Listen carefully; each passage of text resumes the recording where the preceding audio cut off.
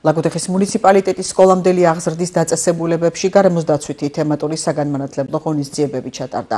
აღსაზრდელება ინოვაციური საგანმანათლებლო პროგრამის ფარგლებში ბიომრავალფეროვნების დაცვის, ნარჩენების მართვის, წყლის რესურსებისა და ენერგიის დაზოგვის შესახებ გასართობი აქტივობები წარმოადგინეს.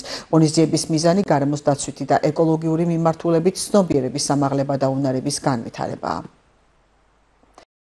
დედამიწის დღესთან დაკავშირებით მუნიციპალიტეტში გაიმართა გარემოს დაცვის კვირეული, რომლის ფარგლებში სხვადასხვა ტიპის ღონისძიებები მოეწყო, როგორც ფართომასშტაბური დასუფთავების აქცია, ასევე გაიმართა გარემოს დაცვის საკითხებზე კონფერენცია ახალგაზრდებისათვის.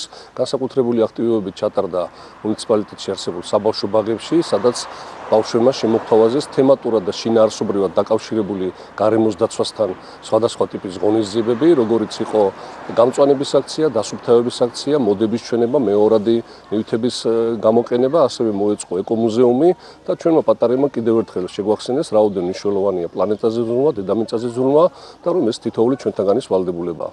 გარემოს დაცვის კვირეულის ფარგლებში ლაგოდეხის მესამე ბაღში ჩატარდა გარემოს დაცვითი აქტივობა. აქტივობის თემა იყო ნარჩენების მართვა. მოგეხსენებათ, გარემოზე ზრუნვა პატარა ასაკიდან იწყება, ხდება ბავშვებში ცნობიერების ამაღლება და თემასთან განხორციელებული აქტივობები მხოლოდ ერთ მიზანს ემსახურება, რომ ბავშვმა არ დააბინძუროს გარემო და ის აცნობიერებდეს იმას, რომ დაბინძურებული გარემო საშიშია როგორც გარემოსთვის, ასევე ადამიანის ჯანმრთელობისთვის.